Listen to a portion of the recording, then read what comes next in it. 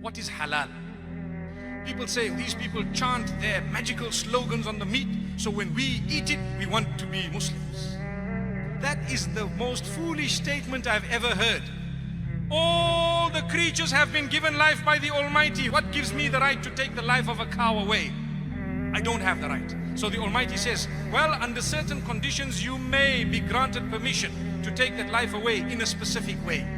So I am not allowed to destroy the creatures of the Almighty for no purpose.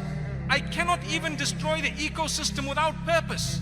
If I want to cut trees down, I need to ask myself, why am I doing it? If there's no purpose for it, leave the tree. It has life of a different nature. You're a Muslim. You need to be at peace with everything else. But yes, if there is a need for firewood or there is a need to clear the path, I may say, in the name of the Almighty, the giver of the life, and I begin to cut that tree. So what about insects? Before you spray your mosquito repellent, that little sound that irritates you, before you spray your doom, you say in the name of the Almighty, Bismillah, you spray your doom. What happened?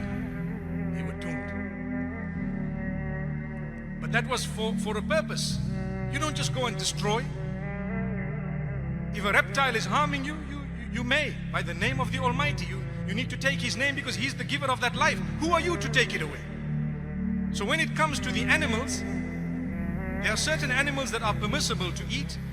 You cannot just be barbaric. The way you have treated the animal from the point of its birth to the point of its slaughter is extremely important.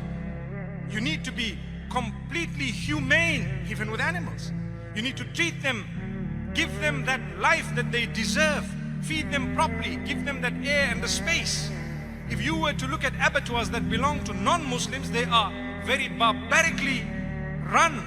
To be honest with you, I've visited, I've seen, we are so shocked, nauseating. And people say, yeah, you guys are doing something that's very barbaric. Oh, come and see, we'll show you how it's done, come. So now when we get to the cow, for example, or the sheep that has been fed properly, and it has not been force-fed and kept in a pen like the ducks of the world and the chickens that don't even grow feathers anymore because they are modified. Their sole purpose of being given life is to grow until they are killed brutally in order to be served on the table. Not halal. We don't want that. It must be accorded its life. It must be treated as a proper chicken. It must be treated as an animal, a bird, whatever it is. It must be fed properly. And at the same time, you bring it to the pen. You slaughter it in a way that it does not witness the others. And at the same time, such a sharp blade. And why is it that the throat is used? Because of the central nervous system. Powerful statement. Sometimes people hack these animals to death.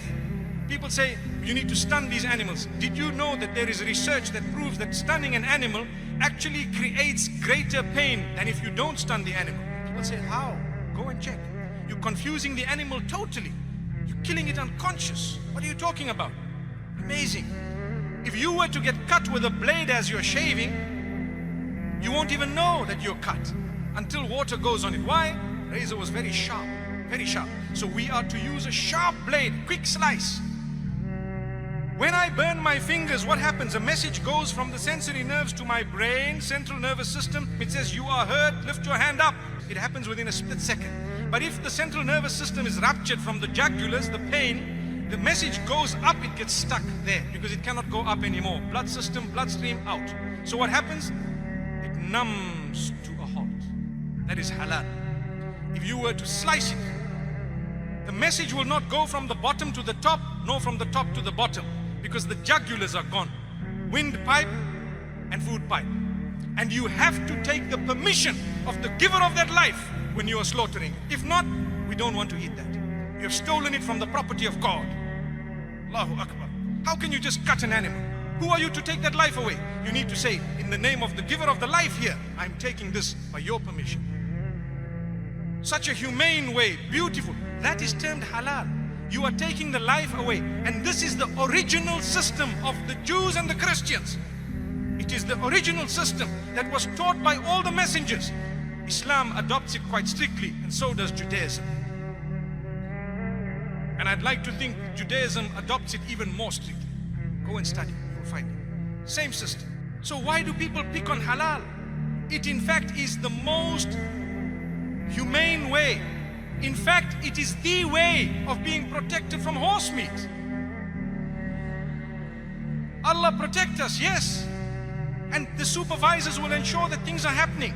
They will tell you, we guarantee you that this thing was done properly. And guess what? It's not a horse, my brother.